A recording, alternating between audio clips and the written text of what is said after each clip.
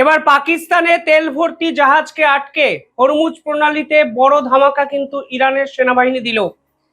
কালকে কিন্তু পাকিস্তান ইরান ও আমেরিকার মধ্যে দালালিগিরি করতে গিয়ে সমঝোতার পথ বাতলানোর চেষ্টা করছিল এবং গোটা বিশ্বের সামনে দেখানোর চেষ্টা করছিল যে তারা এই যুদ্ধ থামাতে পারে। এমনকি ডোনাল্ড ট্রাম্প 15টি পয়েন্ট শর্ত পাকিস্তানের মাধ্যমে ইরানকে দেওয়ার চেষ্টা করছিলেন। আর কালকেই ইরান স্পষ্টত বুঝিয়ে দিয়েছে যে তারা এই যুদ্ধের মাঝে অন্তত পাকিস্তানকে চায় না। পাশাপাশি তারা একটি স্টেটমেন্ট দিয়েছে, জানি আমি একটি পূর্ণাঙ্গ ভিডিও এর পরে বানাবো, তবে তার আগে ইরানের সেনাবাহিনীর কর্মকাণ্ড গোটা বিশ্বকে কিভাবে চমকে দিয়েছে একটু ডিসক্রাইব আপনাদের সামনে আমি করতে চাই। তাহলে বুঝতে পারবেন এই মুহূর্তে ভারত ঠিক কোন ডিপ্লোমেসির জোরে গোটা বিশ্বের সামনে নিজেদের আধিপত্যটি বিস্তার করে রেখেছে।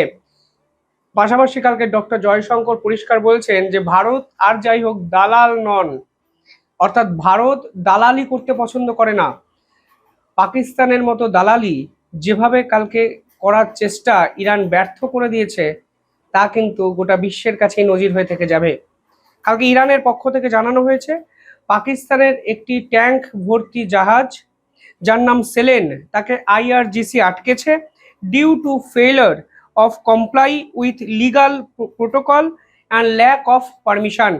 অর্থাৎ যেখানে ভারতের একের পর এক জাহাজ স্ট্রেট অফ হরমুজ পেরিয়ে যাচ্ছে এবং গোটা বিশ্বকে চমকে দিয়ে ইরানের নেভি রেডিও অ্যাক্টিভিটির সাহায্যে ভারতের জাহাজগুলোকে গাইড করছে, ঠিক সেখানে পাকিস্তানের জাহাজকে আটকে রাখছে ইরান।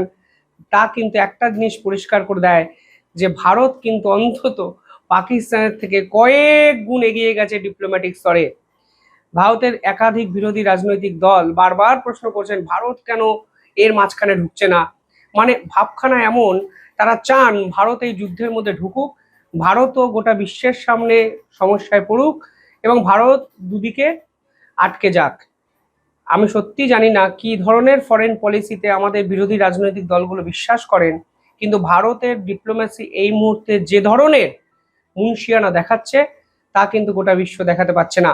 এই পাকিস্তান শান্তির বার্তা নিয়ে ইরানের কাছে গেছিল, আজকে দেখুন তাদের জাহাজকে আটকে রেখেছে ইরান, অথচ ভারতের একের পর এক জাহাজকে স্ট্রেট অফ হরমুজ থেকে পাস করিয়ে দিচ্ছে ইরানের নেভি। এখানেই পার্থক্য কিন্তু স্পষ্ট বোঝা যায়। আমি জানি না খুব বেশি ন্যাশনাল মিডিয়া এই বিষয়গুলো কভার কেন করছে না, তবু আপনাদের কাছে আমি সহজ ভাষায় বলতে চাই যে কালকে ভারতের বিদেশমন্ত্রী ডক্টর জয়শঙ্কর এক্স্যাক্টলি কি কথা বলেছেন। কালকে ভারত সরকারের পক্ষ থেকে অল পার্টি মিটিং ডাকা হয়েছিল। অল পার্টি মিটিং মানে এই ক্রাইসিস মুভমেন্টে সমস্ত রাজনৈতিক দলকে জানানোর একটা চেষ্টা ভারত সরকারের পক্ষ থেকে করা হয়েছে এবং কিছুটা দেখানোরও চেষ্টা যে আমরা এই ক্রাইসিস মুভমেন্টে ইউনাইটেড আছি, সকলে একসঙ্গে জোটবদ্ধ হয়ে ভারতকে ক্রাইসিস মুভমেন্ট থেকে বাঁচানোর একটি চেষ্টা করছি। পাশাপাশি ইনফরমেশন শেয়ারিং এর জন্য এই মিটিংগুলো কাজে লাগে, কারণ অনেক কথা ভারত সরকার পাবলিকলি বলতে পারে না, যেগুলো অল পার্টি মিটিং এর বিভিন্ন প্রতিনিধিদের সামনে বলা হয়। পাশাপাশি পলিটিক্যাল রিস্ক ম্যানেজমেন্ট অত্যন্ত ইম্পর্টেন্ট একটি বিষয়। এই মুহূর্তে রাজনীতি করতে গিয়ে অনেকে অনেক রকম মিস ইনফরমেশন কিন্তু স্প্রেড আউট করছেন। গ্যাস সংকট, গ্যাস পাওয়া যাচ্ছে না, আমি দেখছিলাম গুজরাটে পেট্রোল পাম্পের বাইরে লম্বা লাইন, মানে কেউ বা কারা সোশ্যাল মিডিয়াতে ভাসিয়ে দিয়েছে তেল শেষ, কেউ আর কালকে থেকে পেট্রোল পাবে না। মানে এই ধরনের ভুয়ো খবরকে বিশ্বাস করে সাধারণ মানুষ হয়রানির মুখে পড়ছে এবং কিছুটা রাজনৈতিক দলগুলো কিন্তু এর জন্য দায়ী, কারণ তারা এমন কিছু কথাবার্তা বলছে, সিচুয়েশন কিন্তু সেরকম নয়। সেই বার্তা কিন্তু ভারতের পক্ষ থেকে দেওয়ার জন্য এই অল পার্টি মিটিং অনুষ্ঠিত করা হয়েছিল। ঠিক সেখানে প্রশ্ন করা হয় ভারত কেন ইরান ও আমেরিকার এই যুদ্ধের মাঝে মিডিয়েটর হিসাবে ঢুকছে না। মানে সত্যি অবাক করার মতো বিষয়, ভারতকে এই যুদ্ধের মধ্যে মিডিয়েটর হিসাবে ঢুকতে হবে, এই মাথার দিব্যিটা দিয়েছে কে? কেনই বা আমি পাশের বাড়ির ঝগড়ায় মাথা গলিয়ে নিজের বিপদটা নিজে ডেকে আনবো? এতে কি সত্যি ডিপ্লোম্যাটিক চরিত্র এস্টাবলিশড হয়? মানে ধরুন আপনার সঙ্গে অন্য এক ব্যক্তি ঝগড়া হচ্ছে, আমি হঠাৎ করে মাঝখানে ঢুকে গিয়ে ঝগড়া মেটানোর চেষ্টা করছি, তারপর আমি আর দুধে মিশে যাবে, আটি হয়ে আমি গড়াগড়ি খাবো, যা ক্ষতি হওয়ার আমার হবে। আমি কি সত্যি এই ধরনের কর্মকাণ্ডে বিশ্বাস করব নিজের ব্যক্তিগত জীবনে? তাহলে এই প্রশ্ন আসে কেন যে ভারত নিজে কেন মাথা গলাচ্ছে না? ডক্টর জয়শঙ্কর বলছে যে আমরা মিডিয়েটার নয়, আমরা নেগোসিয়েটার নয়, আমরা ইন্ডিপেন্ডেন্ট ভাবে সমস্ত পার্টির সঙ্গে কথা বলছি, আমরা মাল্টি ল্যাটারাল যে স্ট্র্যাটেজি সেটাতে বিশ্বাস করছি। এখানে পাশাপাশি এখানে কালকে ভারতের বিদেশমন্ত্রী পরিষ্কার বলছেন, উই আর নট এ দালাল, does not act as a proxy intermediary. পরিষ্কার বলা হচ্ছে গ্রেট পাওয়ার, অর্থাৎ আমরা হঠাৎ করে পাওয়ারের লোভে মাঝখানে ঢুকে গিয়ে দালাল বৃত্তি করতে পারবো না, যা পাকিস্তান করছে। ইতিহাস কি বলছে? এই পাকিস্তান কি করেছে? পাকিস্তান আমেরিকার দালালি করতে গিয়ে আমেরিকার সাথে আফগানিস্তানে যখন যুদ্ধ চলছিল তখন মাঝে ঢুকে গিয়ে কথাবার্তা মেটানোর চেষ্টা করে।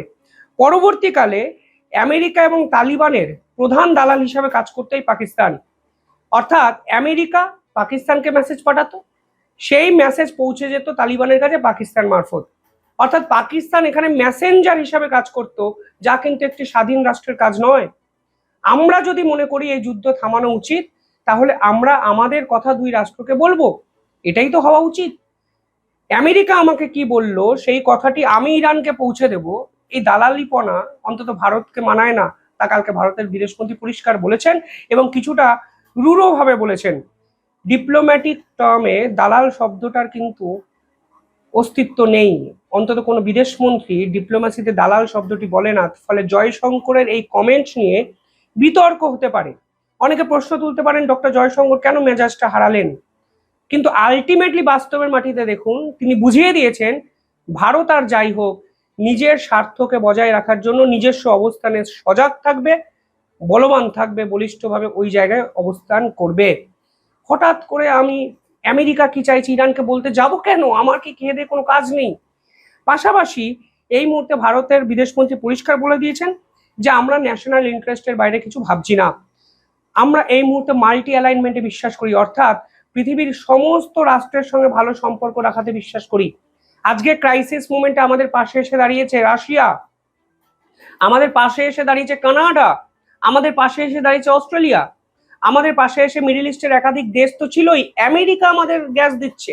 ফলে আজকে বিশ্বের সমস্ত রাষ্ট্র আমাদেরকে সাহায্য করছে, ইনক্লুডিং ইরান, শুধু একটাই কারণে, মাল্টি অ্যালাইনমেন্ট থিওরিতে ভারত ব্যালেন্স ডিপ্লোম্যাসিতে ভরসা রেখেছে। তার জন্য আজকে হঠাৎ করে আমরা দুই রাষ্ট্রের মধ্যে ঢুকে গিয়ে যুদ্ধ থামাও ভাই, এটা বলবো কেন? বলার প্রয়োজনটা বা কি আছে? আমরা তো বলেছি আমরা শান্তি চাই।